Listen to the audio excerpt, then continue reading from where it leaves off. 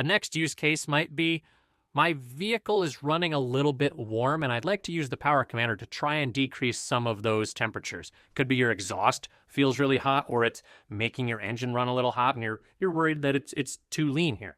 So same methodology applies where we can use fuel to cool down the burn of the engine. So again, outside closed loop, maybe we're out here at 60 to 80% throttle and you're pretty high on the load, you're climbing hills, or you might be towing a trailer with your V-twin in some cases, and you need a lot of load and you want to increase that fueling, decrease that operational temp.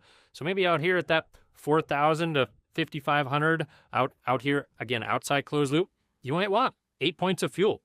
And we can enter that and then send. Now, when we come through this region, we will have an additional 8 points of fuel to try and cool down that engine temp, make the engine run a little bit cooler.